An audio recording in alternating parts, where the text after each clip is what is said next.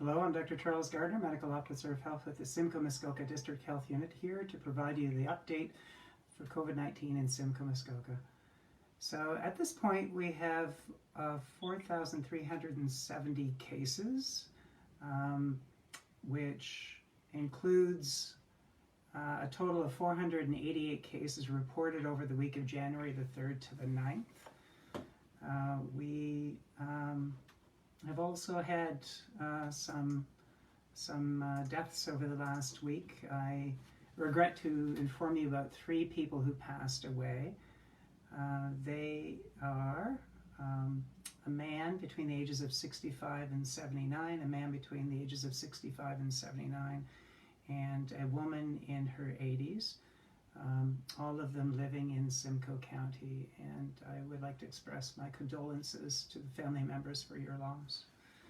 If we look over the past week, we find that from the week that began on the 3rd of January, sorry, I can hear some background noise. If everybody can make sure that their line is muted, that would be great. Thank you very much. If we look at the week of January the 3rd, we had 487 cases, which is up considerably compared with the previous week at 405, which is up substantially from the week before at 345. So that's very much an ongoing steep increase in our case count and in our weekly rate of cases.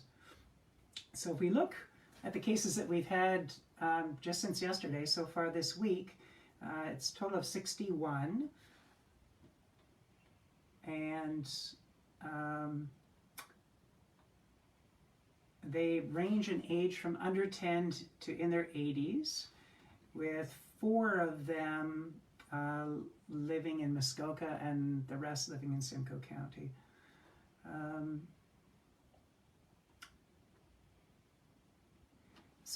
At this point in time, we have 1,277 active cases, which is up basically a doubling from the week of December the 22nd. And we have a total of 2,529 recovered cases. At this point in time, we have 35 cases in the hospital, up from 26, and their ages range from 20s to their 90s. All of them live in Simcoe County, and 3 of them are in the intensive care unit. These are, by the way, cases hospitalized who live here. They're actually located in Simcoe County, some of them elsewhere in the province in terms of where they're receiving their care. But we have other individuals who are being provided care here at hospitals, and our hospitals, both RVH and Soldiers Memorial Hospital, are both receiving patients for care from the Greater Toronto area in order to help support them, because they have so many cases in hospital right now in that part of the province.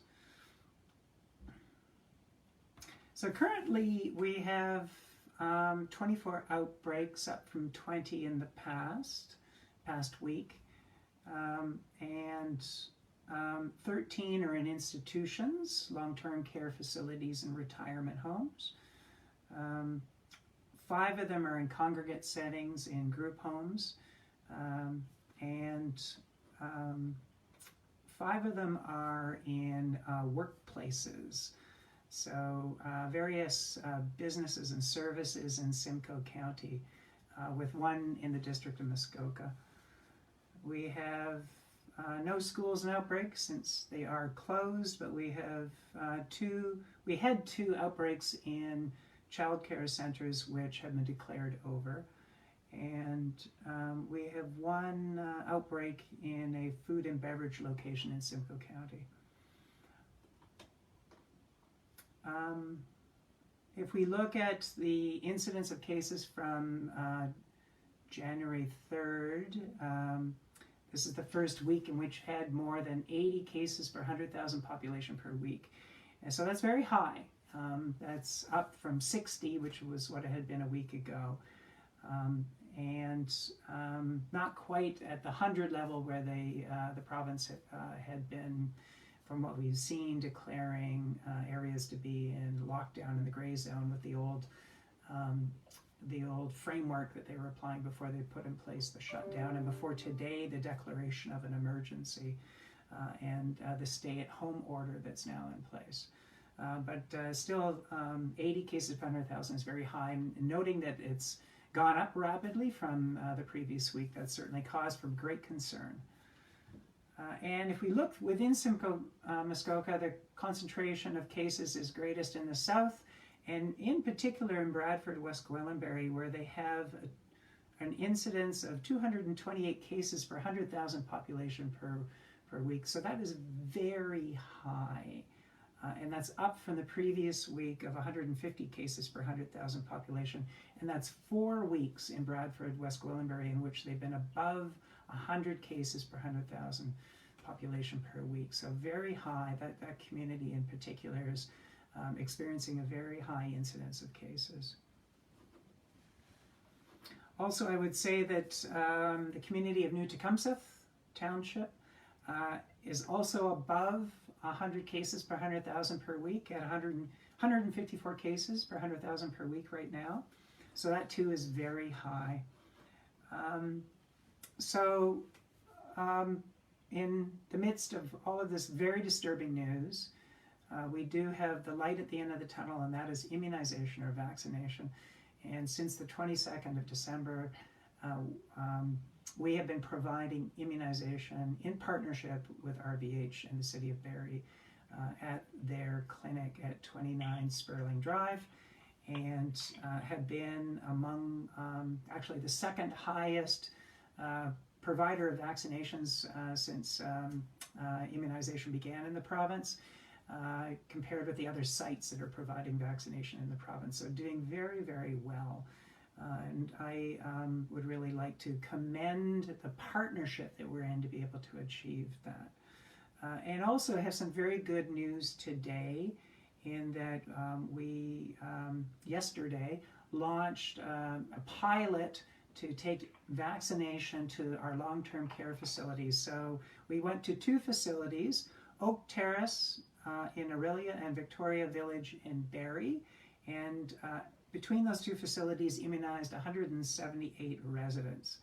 So this was a health unit staff in teams doing this with support from RVH with regards to the handling of the vaccine. We had support from their pharmacy personnel to be able to do that well, and a lot of support from the facilities themselves, the staff themselves at these facilities. So this is a success, and because of that success, and because we continue to have vaccine from the province, we're able to now, through this week, go to all of the other long-term care facilities and provide them, their residents, with immunization. This is really critical because this is the population that is at greatest risk of outbreaks and serious illness and death. And so by vaccinating these people, we're going a long way to reducing death from COVID-19 in Simcoe Muskoka.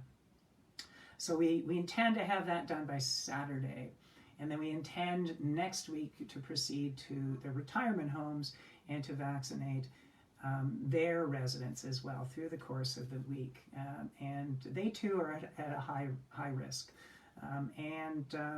We've provided at the clinic in Barrie at 29 Sperling Drive, we provided immunization to the staff of these facilities, to the staff of long-term care facilities, and to the essential caregivers who provide care, family members who provide care to the residents of these long-term care facilities. So over 8,000 people have been immunized so far at that clinic.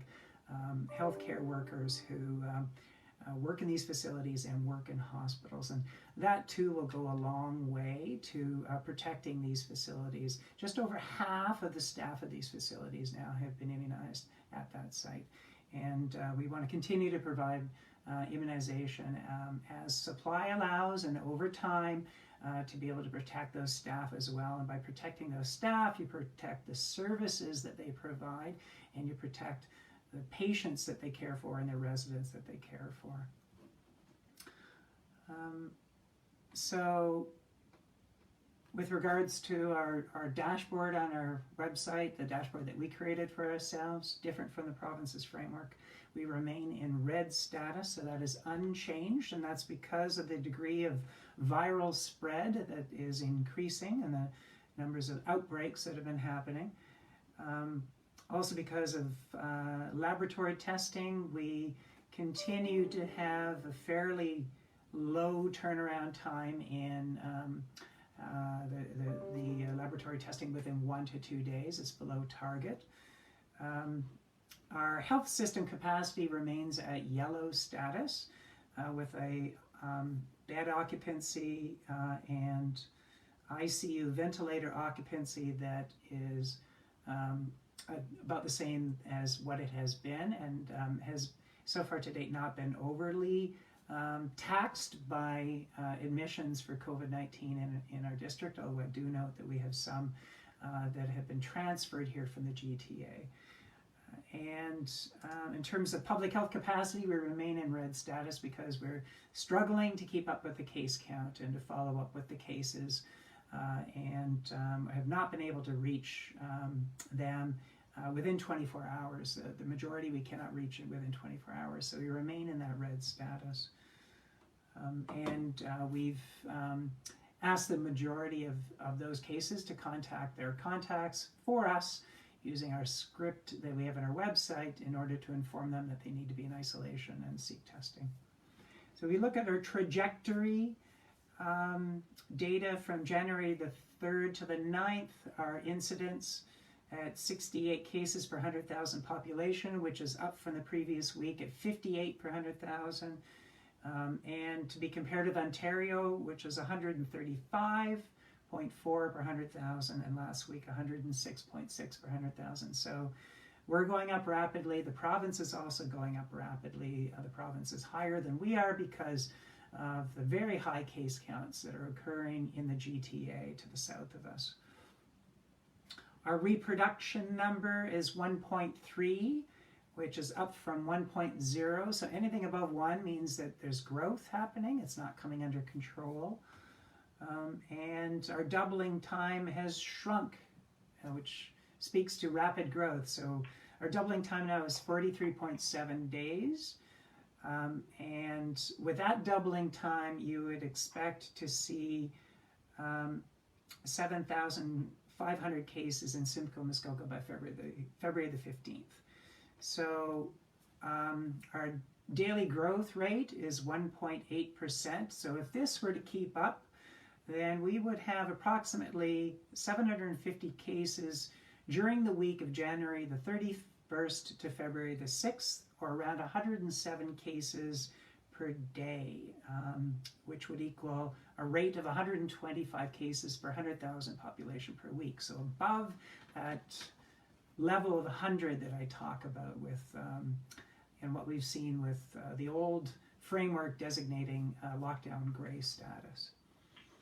So all of this really drives home the critical importance of people really taking to heart the control measures that I'm always speaking to, the importance of physical distancing for people who are not in your household, maintaining 2 meters distance from them, not having people over.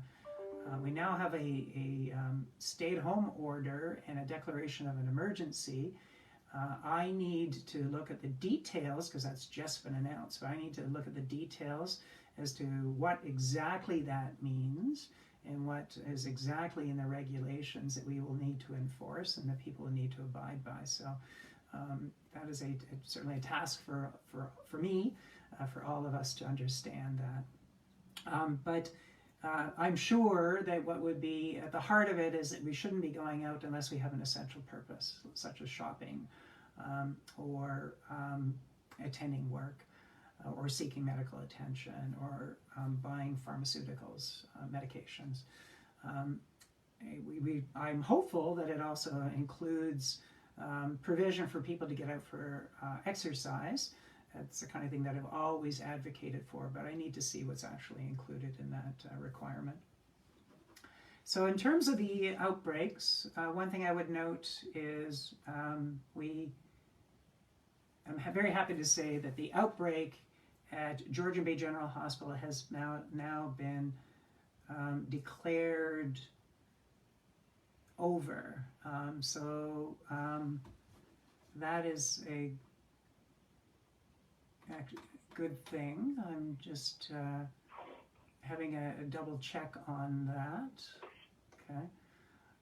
Actually, I want to look into one detail about that and get back to all of you about the details on that. So I'm just putting a hold on that for the moment. We've got Trillium Manor located in Aurelia with an outbreak that was declared on December the 14th.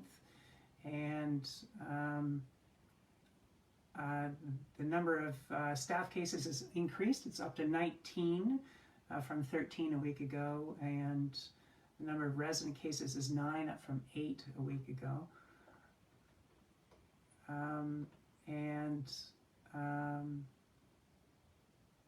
We've got Rivera Serra Vista in Elmvale, which has 1 resident case and 1 staff case, up from 2.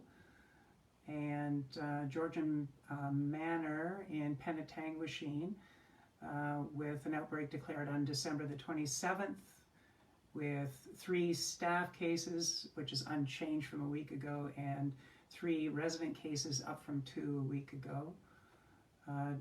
Tiffin Retirement Residence in Midland with an outbreak declared on December the 27th, which has 1 positive staff case, which is unchanged. Lakeside Retirement Residence in Innisfil, which has 2 positive staff cases, which is unchanged. Woods Park Care Center in Barrie with 1 staff case, which is unchanged. Villa Retirement Lodge in Midland with 2 staff cases, which is up from 1 a week ago, and 2 resident cases, up by 1 from a week ago. Simcoe Manor in Beaton has 2 staff cases. Grove Park, 2 cases, up from 1 a week ago. The Pines in Bracebridge, 1 staff case.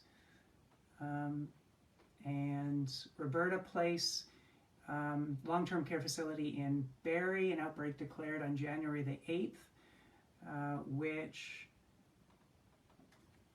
is very big. It's rapidly progressed, very unfortunately. And so they have 40 resident cases and 2 positive staff cases. 1 resident who passed away. So this is a very concerning situation. We're working closely with this facility to see what they need in the way of support in order to manage the situation, but given how rapidly it's progressed and its size, it is a worrying situation. And an outbreak at Royal Victoria Hospital, Royal Victoria Regional Health Centre, declared on January the 9th with 7 positive patient cases and 3 positive staff cases, with investigations ongoing, management of the unit that's involved in order to test and isolate those that are required to be isolated. So we work closely with RVH in the management of that situation. And then Waypoint Care for Mental Health in Penetanguishene, outbreak declared on January the 9th. And that consists of 2 patient cases and 1 staff case. And testing of those on the affected areas has taken place. We await results. If we look at our congregate settings, we've got a group home in Simcoe County that has 9 staff cases, up from 7 a week ago, plus a temporary staff member who's a case, and 3 positive cases among residents, up from 1 a week ago. We have a group home in Simcoe County which has 3 positive staff cases, that's unchanged from a week ago, and 1 positive resident case.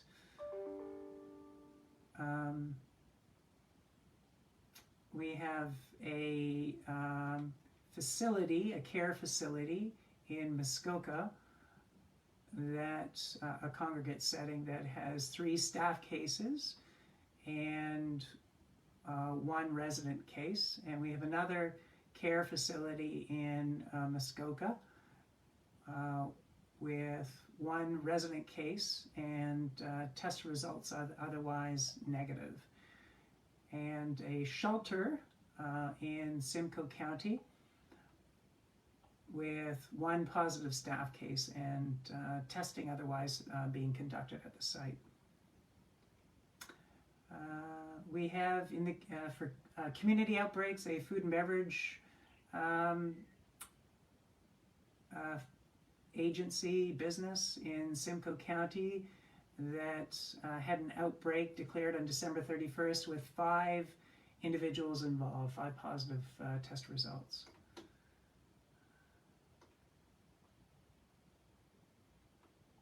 Okay. We have an outbreak at a emergency services location in Simcoe County with 8 positive cases and testing taking place there, and a business in Simcoe County with 4 positive cases and otherwise testing being conducted on all the other employees working at that location, and no members of the public exposed.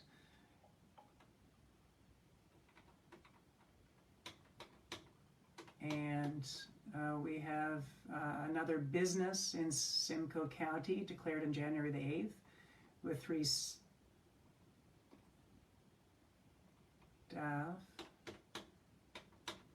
and another business in Muskoka declared on January the 11th with 7 staff cases and others being tested. So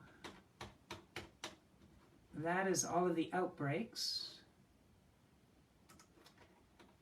In terms of my media messaging, I've already spoken to immunization and how important it is.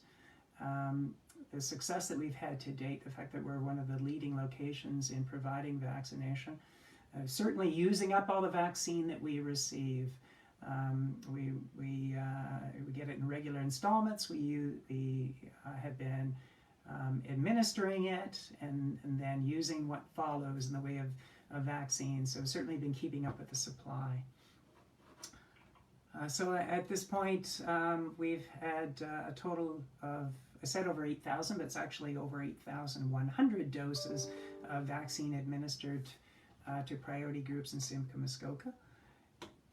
And certainly we've had a lot of inquiry about groups that would be next to receive immunization. There's a lot of interest among healthcare providers who are not in those facilities that I've discussed, that work in other facilities in the community, that are very interested in immunization. And there's certainly been a lot of questions about whether paramedics should be immunized. In my opinion, those are all high priority groups to receive immunization, and we are planning to be able to provide them with immunization once we have enough of it, and once we've finished with protecting the residents and the staff of the long-term care facilities and the retirement homes, and ensuring that there's vaccine for other healthcare workers in hospitals as well who would want it. So we have to work with the supply we have and work through those groups.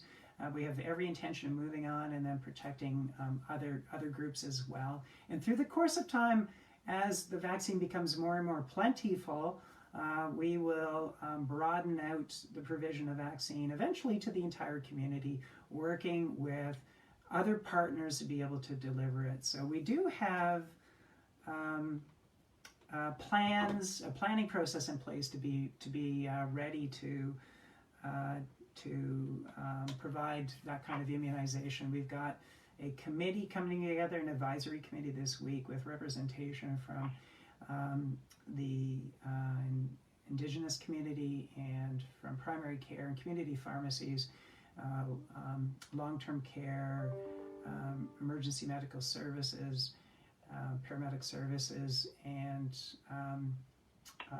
also our planning organizations such as the Central Region of Ontario Health. So we're having that group come together in order to help us craft the big plan for how we'll do this over the weeks and months to come, to be able to work with those groups as the vaccine becomes more plentiful, to be able to administer it broadly to the public. So the province's intention is that everybody who's eligible for a vaccine, who would want a vaccine, would have received it by August. And we have every intention of working with that timeline and the supply that we get to achieve that goal. I've said before, this is the way in which we will gain control of this pandemic. Right now we have tremendous growth, unfortunately, tragically, of cases, and the province needs to do what it has to do with the stay-at-home order and the other measures they're putting in place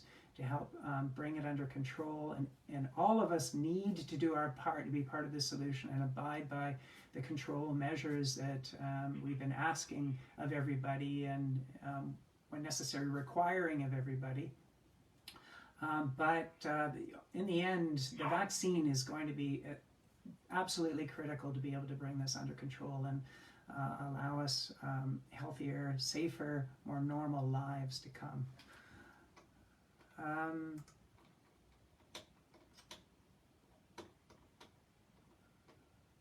We've done all that we can to make sure that we don't waste any of the vaccine, and strive to have a very, very low wastage rate.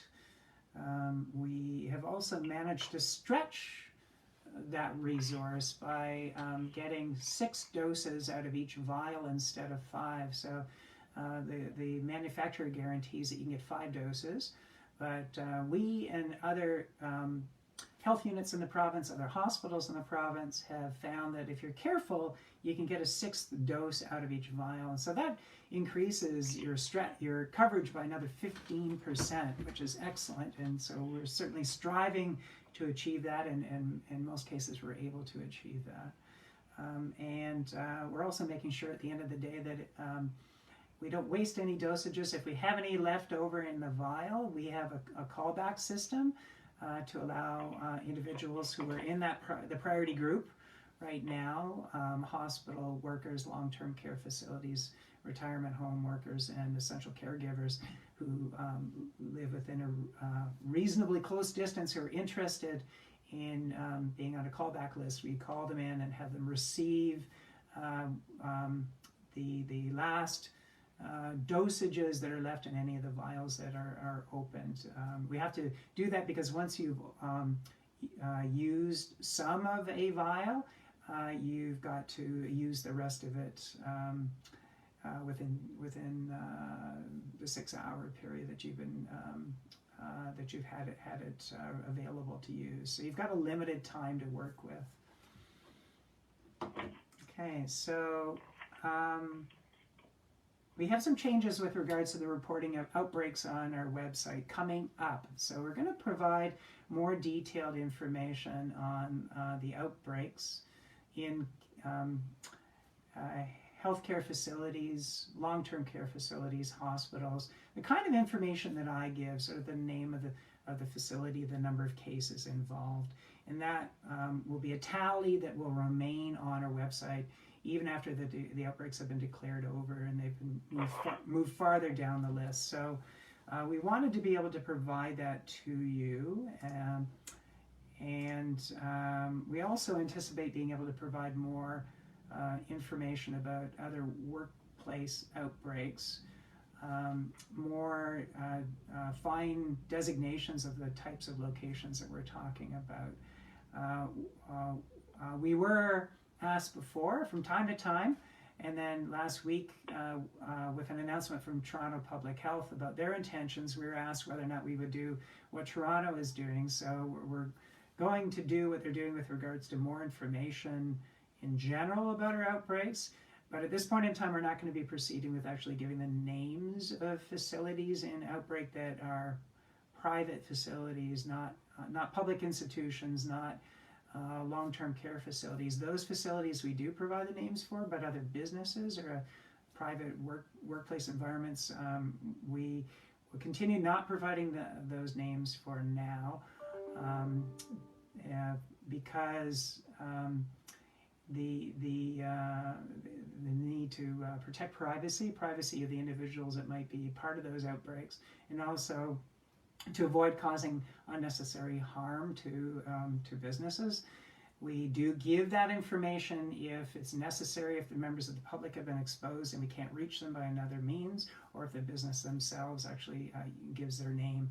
In the City of Toronto, with the practice that they're going to do is start giving the names of such businesses if it's a large business, so large that there wouldn't be the potential to identify individuals who are cases by giving the name of that facility.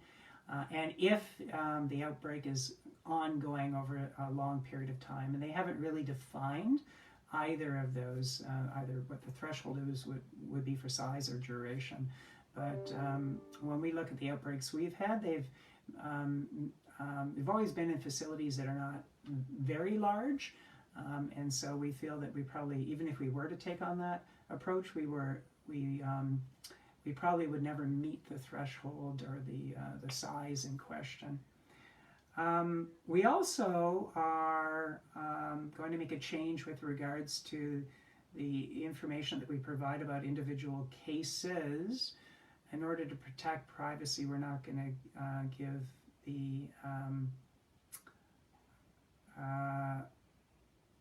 details of the setting of outbreaks related to cases. So about individuals related to outbreaks, and that would be to help protect their privacy. Okay. One thing I would note about gatherings that we've had at this time, holiday gatherings. I'd noted before that we'd had a measurable increase in the number of cases, percentage of cases that were associated with gatherings at Thanksgiving. And so we looked again at our data with regards to Christmas time gatherings, the holiday season at this time, the one that we just passed through, and we found that 21% of our cases were associated with some kind of gatherings, family gatherings or gatherings with other people. The number of people involved in those gatherings was anywhere from 2 to 22 people, with the average being, or the median number being 6 people. So this really speaks to how much we need people to avoid gatherings. And now it's required with the state of emergency, but we really need people to abide by that because this is a major means by which transmission happens.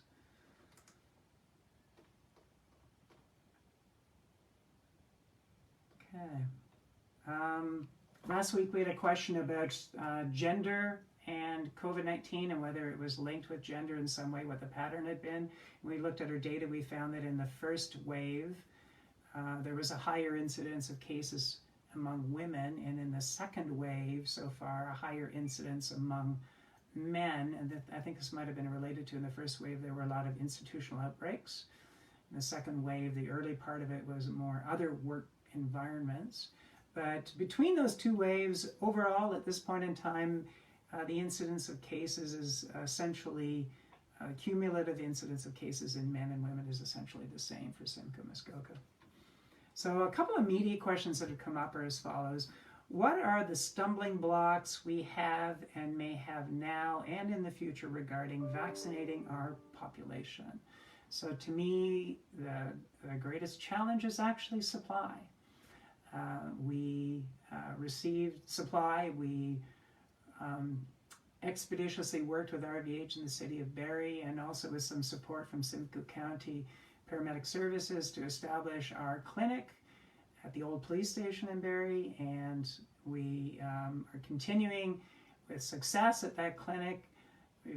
We're the second highest vaccinators in the province, and now we're taking vaccine and we're moving it out to the long-term care facilities and protecting the residents there. So we're moving along and using the vaccine expeditiously, and certainly able to keep up with the supply. And so what will really help us is as the supply builds over time, in keeping with the province's plan. So the province has a plan of ever expanding the supply until we, as a province, are seeing in the range of 5 million doses a month in the second quarter of the year. And that would certainly give us a great deal more vaccine to work with. And when that comes, we will need all of our partners, primary care and community pharmacies and others, to be delivering the vaccine to their patients. So it'll be a process of recruitment of assistants, just like each year we do with the influenza vaccine. Of course, there will be other challenges as well. I would say another challenge right now is an intense desire for vaccination and keeping up with expectations with regards to that. There are certainly priority groups that we need to get to protect them. I've already touched on this earlier with regards to healthcare providers in the community outside of hospitals and the long-term care facilities and retirement homes. So those that work in other clinics, those that work in the assessment centers, paramedics are certainly priority, and there's others you can think of beyond that as well, other first responders. And then, as you roll it out, you can imagine you'd then want to be working with, as we get a lot of it, healthcare providers, family physicians, to be giving it to those in the community that are at high risk. So right now there's a great deal of demand for the vaccine, and we find ourselves having to communicate and take note of this, and to inform these people that this is coming, and that we certainly take very seriously their need to be vaccinated, and are getting ourselves ready to do so.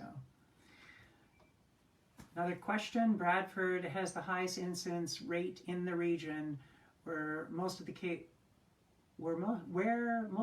are coming from. Where are most of the cases coming from? Is it because we are closest to the GTA and many are traveling there for work, or because more testing is being done now with our pop-up test centers? So in my mind, it's not about testing. The testing needs to be done. It's about transmission, and we are indeed seeing, and have always seen, much higher transmission in South Simcoe than elsewhere in our district. And it's when we look at the individual cases related to people's movement, where people work. A lot of people work in the GTA and can be part of outbreaks that are work-related. Or where do they socialize, or where does their family live that they gather with, or friends with that they gather with. That's been the pattern of transmission that's affected that part of our territory, and basically it begins that way and then goes from there, affecting entire households and then affecting other work environments here. Okay, I think that takes me to the end of what I've got for today. I'd be happy to take any questions or comments. Okay, thank you, Dr. Gardner. Let's start with Erica Engel. Sorry, Kathy, can you come back to me? Absolutely. Let's go to James Bowler, Cogeco. Thank you. Dr. Gardner, I think probably a lot of us are wondering what your response is to the announced measures today. From the perspective of the public, it doesn't seem like there's much heat behind what they're offering. It's not too much different from what was put out before. How can the health unit kind of play a role in the enforcement of this? Well, we do need to have a look at the protocol, the regulations that would come, because that's got the detail in it for us about how we would enforce, exactly what are we to enforce.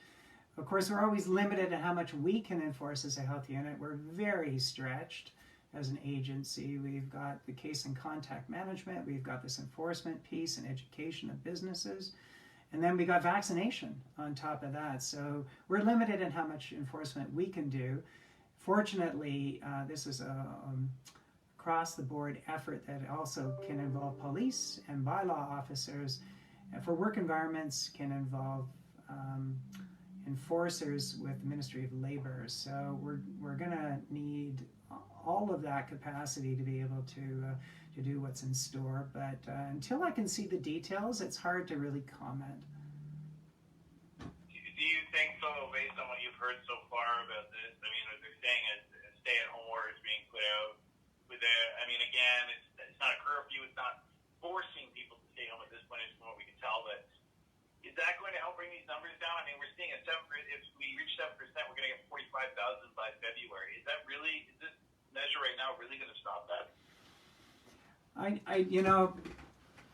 Enforcement is going to be a really important part of this, and what is specified in the details of their legislation, their regulations, is key. So I would really need to know that to be able to answer the question well.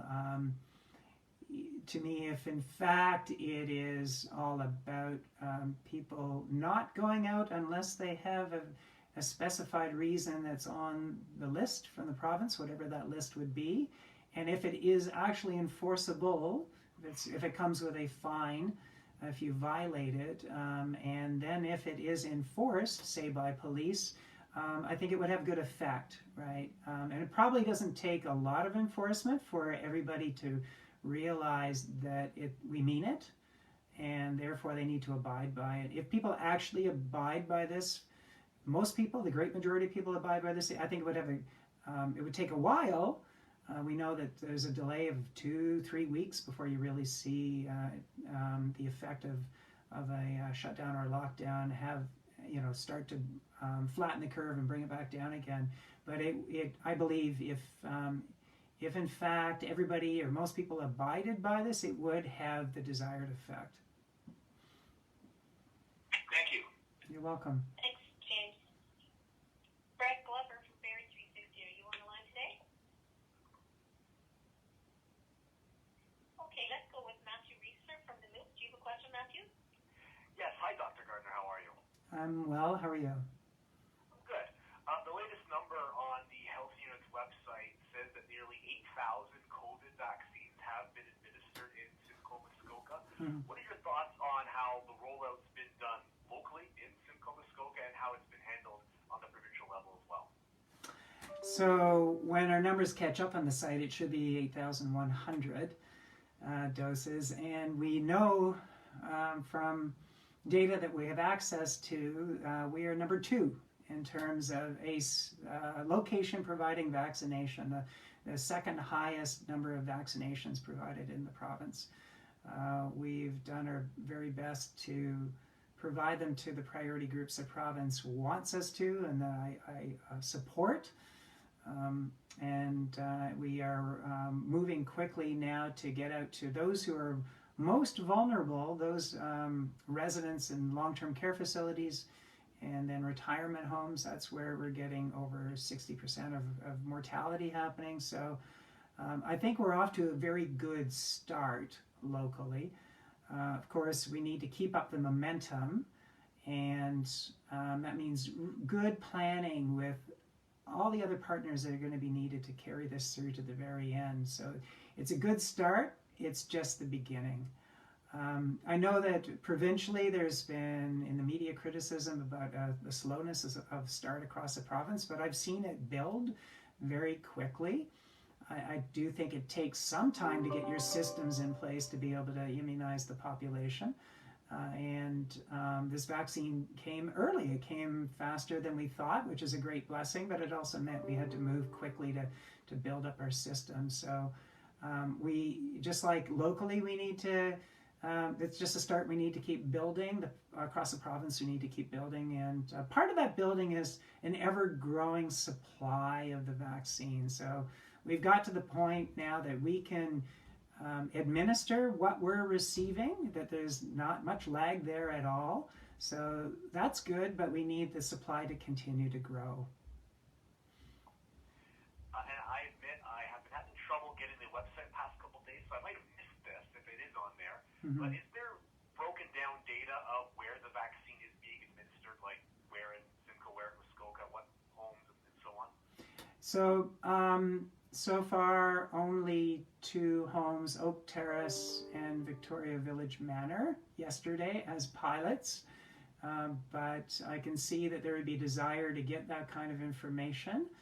And people may very well want a breakdown of what's the coverage like in among the staff, by sub-region within Simcoe, Muskoka. How does it compare, say, with Muskoka versus other parts of Simcoe County?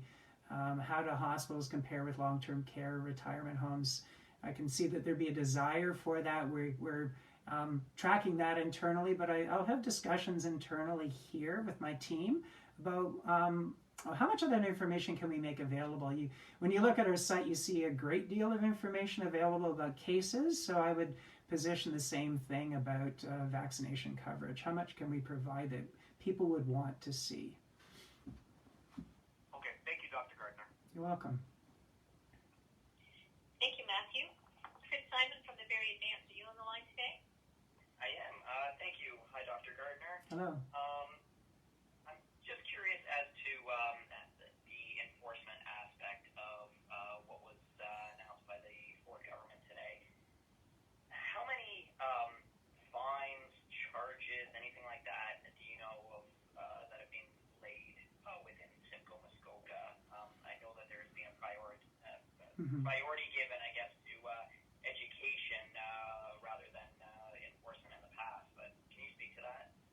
So we're interested in starting to post information on our site about charges laid. It's something we're working up as a process, and we'd like to get that up soon. For 2 reasons. There's intense public interest in it, and also it might act as a deterrent for venues, like businesses. So that I would put up. I think we'll start putting up a tally of the total number of charges and a tally of the total number of orders. What I'd like to do is get that tally for you and get it to you rather than hazard an approximation right now. Okay. One of the measures that was announced by Ford was a blitz of big box stores. Do you see them as a problem at this point, or is it elsewhere that is the main source of contraction of the virus? So it's possible the transmission could be happening in retail locations. We don't have evidence that it is. We have lots of evidence that people's social gatherings and large family gatherings have been an issue, that where people work has been an issue.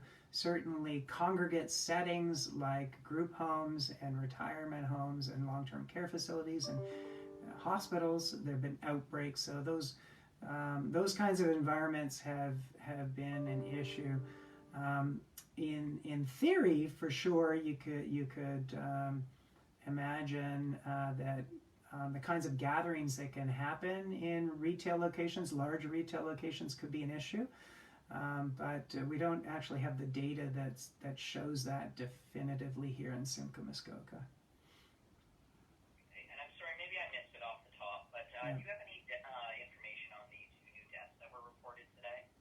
So I spoke at the very beginning about 3 new deaths and gave their age ranges and genders. So that you'll find at the beginning of today's report that it's up on YouTube.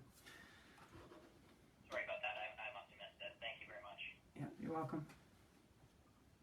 Okay, thanks, Chris. Adrian Presidius from IFM, do you have a question? I do, thank you. Previously, you mentioned, Dr. Gardner, the number of vaccinations being done in the northern part of Simcoe County. numbers yet for the southern area? If you look at our website, we generally keep track on a monthly basis with regards. If you look under geography, and then you scroll down, there's a table that has the incidents per 100,000 population per municipality for the month of January. So you'll find the incidents there. And you see how that breaks down for each of the municipalities. So I know that that's not cases. You can have above it is a tally of all of the cases that have occurred in each municipality, but that doesn't give you the most recent. Right. I know the number of cases, but the number of vaccinations. Oh, I misheard you. I beg your pardon. We don't have that information up. We do not have that information up yet. I would like to explore with my team how much more information we could put up that would be useful about immunization. So far, the only thing we have up there is the total and what's been done in the last day. Okay. I have another quick question. Mm-hmm. Can you donate blood if you have received a vaccine, Mm-hmm. whether it's the first or the second one, and should you wait a certain amount of time before doing so? You should be able to donate blood. It's not a live vaccine. It doesn't have the virus in it. It has it's a new type of vaccine, messenger RNA vaccine. It has a little small portion of genetic code to help your cells of your body produce one of the proteins for this virus that then your immune system becomes primed to, so that it can fight off the virus. So it's not living, and it's not therefore harmful. It's not going to transmit to other people. And I've, in the product monograph, as well as the recommendations in the National Advisory Committee on Immunization on these vaccines, have said nothing about a restriction on donating blood. Okay. Thank you. Yeah. Thank you, Dr. Gardner. Alison Brownlee from the Muskoka Region, do you have a question? Yes, thank you. Dr. Gardner, we've heard about the first vaccine at RVH that was given out, and we've just today heard about vaccines being rolled out on the road in Aurelia. Have there been vaccines to long-term care retirement residents and hospital workers in Muskoka? And do you still intend to meet this Saturday target for long-term care home resident vaccinations in Muskoka as well? We have every intention of immunizing all the residents of all the long-term care facilities in all of Simcoe Muskoka, including Muskoka. And it looks at this point like paramedic services for Muskoka is actually going to give us some assistance with some of those locations, either in the long-term care facilities or in the retirement homes to follow next week. So we have every intention of going. Yesterday, we went to a location in Aurelia and Barrie. Today, we're doing a number of homes. I'm off the top of my head, I'm not sure if any of them are in Muskoka, but we can get you that information. And if there aren't any in Muskoka today, we can tell you what we intend, I guess, later in the week. Thank you. You're welcome. And you mentioned the working group that is in talks, or is being struck to then get into talks about the rollout plan with community partners. We have heard that there is a healthcare professional in Muskoka that may be involved in those talks. So preliminarily, is there any intention to provide multiple vaccination clinics in Muskoka? Like not just one community, but possibly in all of the urban centers, or a mobile clinic for our rural areas as well? I think we'd have to wait and see what comes out of our meetings with this advisory committee. I fully recognize that the more locations you have, the more options people have, and the higher the uptake is for immunization. So the more we can diversify that, the better we'll do. Ultimately, if I had my way, you'll reach a point at which most family physicians would have the vaccine, most pharmacies would have the vaccine in every community. You're welcome. Thank you, Allison. Natasha Philpott from Bradford today. Would you like to go ahead, please? Natasha, are you there? How about Mandy Webster from Rogers? Do you have a question? No questions for me today, thanks. Thank you, Mandy. How about Marge Brinman from Barrie today? Are you on the line, Marge? Sure, and thanks for the opportunity. My first question is about the Moderna vaccine. I don't think it's here yet, but when is it anticipated? Will there be a separate vaccine clinic center be established to deal with Moderna? Okay. So I'm just going to repeat your question to make sure I got it right because I couldn't quite hear it all. But you were wanting me to confirm that we haven't received the vaccine yet, and that's true, we have not. Wanting to know when it would be here and would there be a special clinic approach to dealing with it? Would I be correct on that? Bang on, thank you. Yeah, okay. So no, we've not received the Moderna vaccine. We don't know when we'll receive the Moderna vaccine. My understanding is that it's been redirected to the parts of the province with the heaviest case counts to help them deal with that situation. So we're instead working with the Pfizer vaccine. We'll keep working with the Pfizer vaccine. We're learning how to move it, which is great. Up until before the midweek last week, the 6th of January, we weren't allowed to move it, so now we can move it. That gives us a lot more options. But I do look forward to the day that we have other vaccines to work with as well, Moderna and possibly others that have yet to been approved by Health Canada. The more we have of it, the more options we have. And it would be good to be able to work with vaccines that are less technically demanding than the Pfizer vaccine, which requires a lot of care, basically. Thank you. That kind of piggybacks to my second question, and that is doses that have been diverted from Simcoe Muskoka elsewhere. I don't know if this is a fact or if that's in reference to the Moderna vaccine, but have you been getting lately fewer vaccine doses than you anticipated here in Simcoe Muskoka? We've received the same number of Pfizer vaccines that we were informed we would be getting. What we've not got is the Moderna vaccine that we thought we would be getting. That's been redirected. So we have to, overall, we're working with a little bit less than what we thought we would get because the Moderna vaccine has been redirected. Thank you. You're welcome. Thank you, Marge. Erica Engel, would you like to go ahead now, please? Yes, thank you. My question is about hospital capacity, which is a hot topic provincially right now. The fact that Simcoe County and Muskoka, I guess, hospitals have to start taking, or they have to create capacity, right? Just in case there have to be transfers from around Ontario. Yeah. So, is that also impacting, like, is that going, hospitals filling up, would that impact the ability to roll out the vaccine? Are you relying on staff at the hospital for any vaccine rollout? How concerned are you to see hospitalizations climbing elsewhere and the potential for those hospitalizations to have to come here? So we'll answer your first question first, second one second.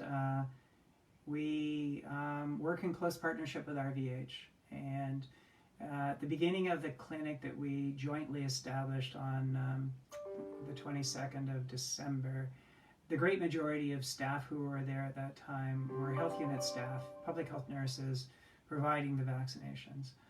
Now that we're changing things, RVH has officially fully taken operation of that site, direction of that site.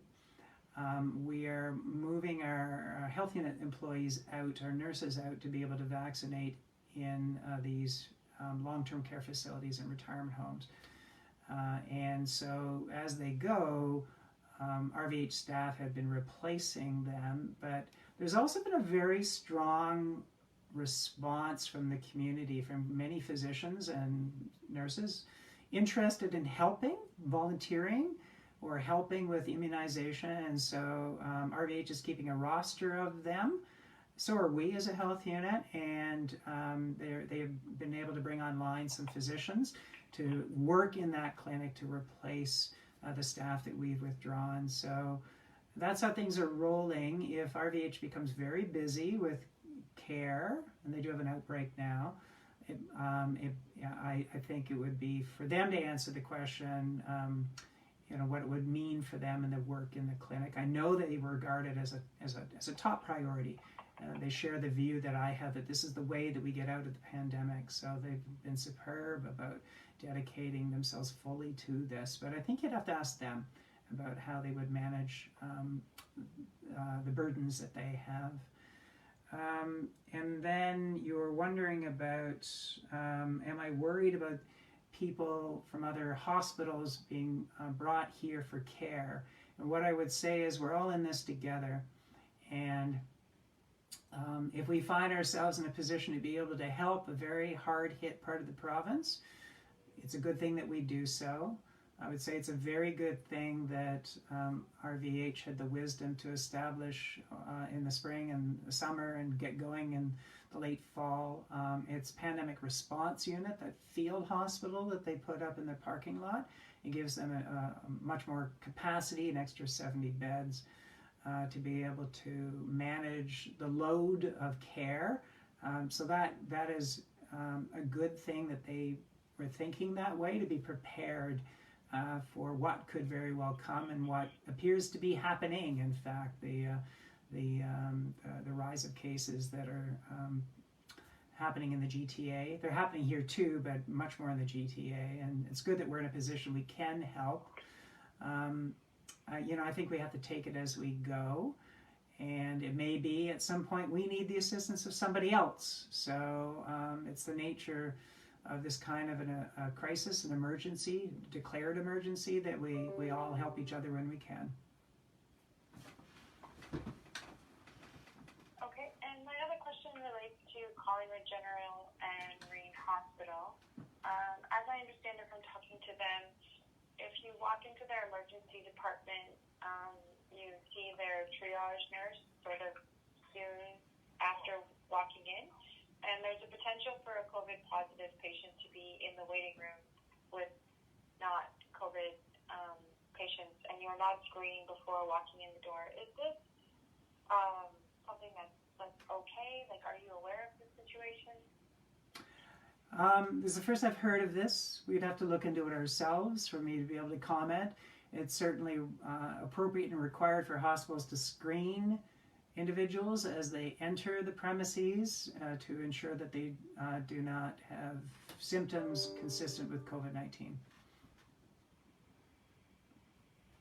If they do find they have those symptoms,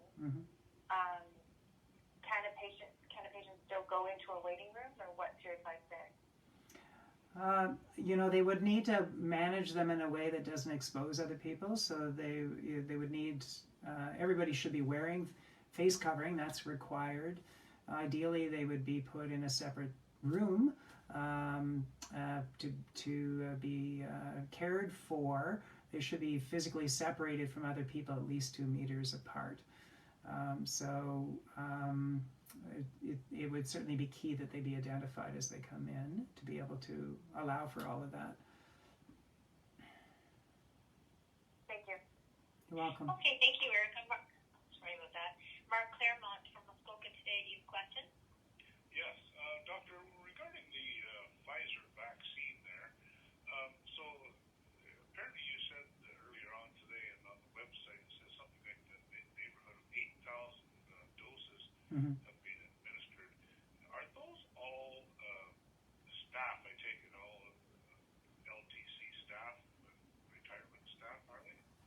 They are staff from hospitals, long-term care facilities, and retirement homes and also some essential caregivers in the long-term care facilities and retirement homes. There's more of them are hospital employees than employees of the other facilities, but as a proportion of the total healthcare workers that are in these places, it's a fairly even breakdown. A slightly higher percentage of workers in the long-term care facilities are immunized at this point relative to hospital employees. Was that mostly all the people in hospitals and LTCs that you need to vaccinate? It's halfway there. Yeah. Okay. And also, the Pfizer offsite that you're going to be doing by the end of this week, et cetera, et cetera. Technically, so the 70 degrees, they have to be kept frozen. What happens? That they're frozen and buried, and then they go to the offsite, and then they're thawed out at the LTCs locally, so to speak. Yes, in a word, Yeah. we once you thaw them to fridge temperature, you can keep them for 5 days. If you once you put a needle into the vial, you can use it for 6 hours. So we have a pharmacy team at where we keep the vaccine in Barrie, affiliated with RVH. Prepare vaccine in a cooling device that is then safely, securely placed in the vehicle where we transport it to where it's needed. It's actually seat belted in place to reduce bumping and shock, and then allowed to thaw at the other end, and then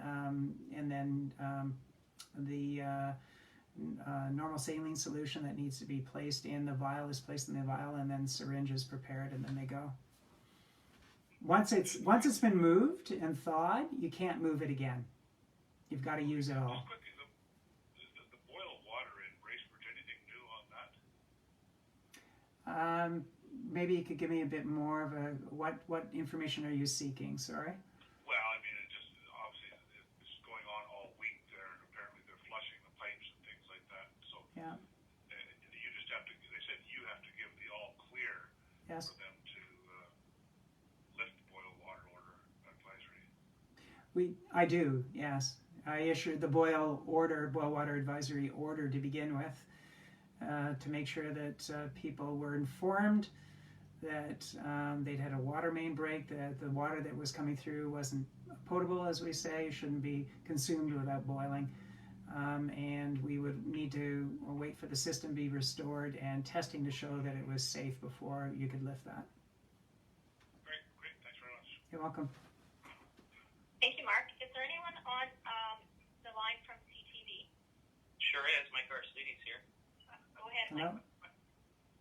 Doctor, good afternoon. So here's my question.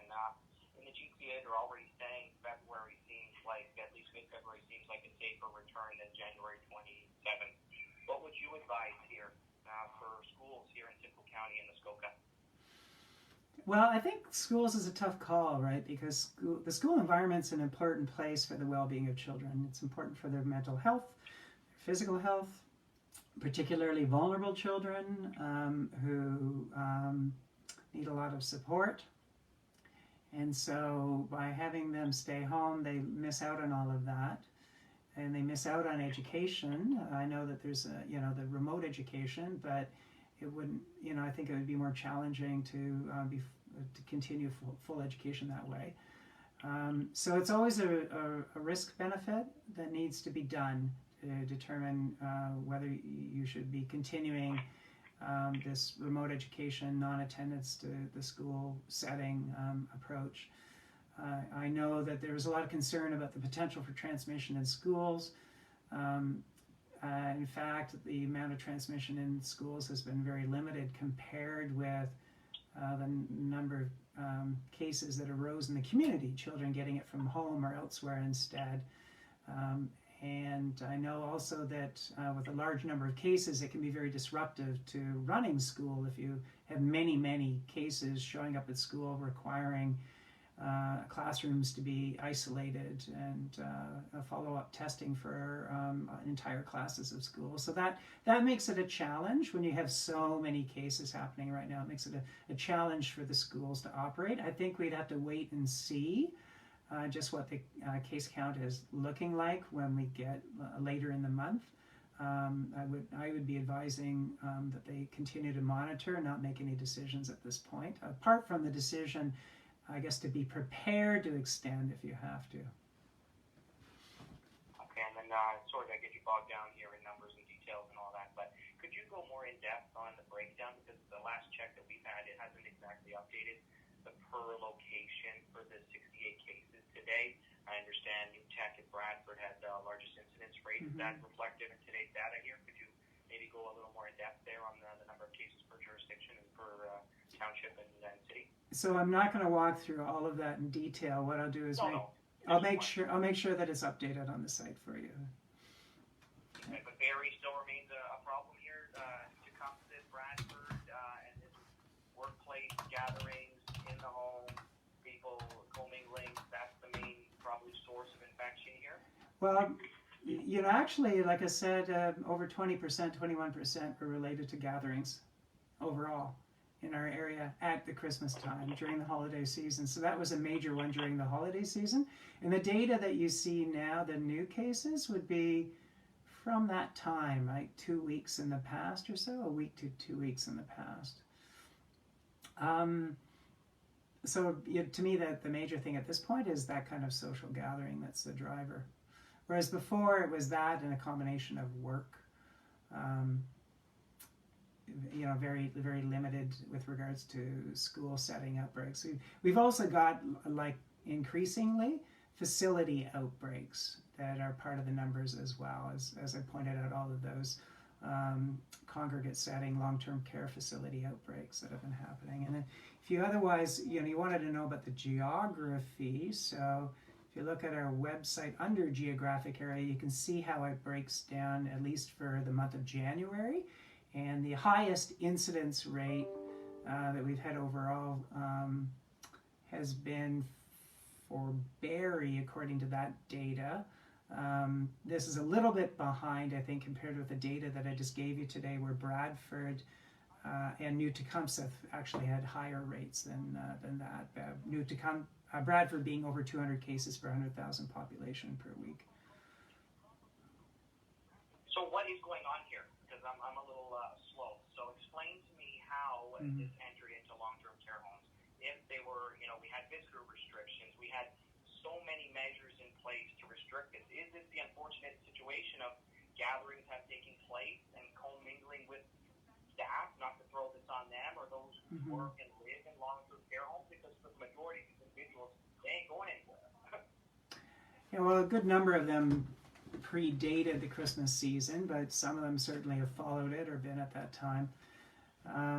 We know right back to the first wave that the single most important driver for risk is the incidence in the community. You end up with cases among staff. Maybe they've been part of a gathering that they shouldn't have been, or maybe not. Right? That gathering drives up the risk for everybody, so it's possible they got it in another community setting. They can be shedding virus and transmitting 2 days before they begin their symptoms, or they may never develop symptoms, and so they can be at work without symptoms and be infectious. Now everybody's wearing personal protective equipment, but if you have a lot of that happening, sooner or later there'll be some kind of a breach in which transmission takes place despite the precautions, despite the equipment. So it's really driven by the numbers in the community, the transmission in the community, setting up the situation so that the risk goes up for staff in these facilities, and then from there to the residents. Or, it's potentially possible as well for their essential caregivers. Same thing, they come into the facility, they're wearing personal protective equipment, but they too could become cases through the transmission happening in the community and then spread it.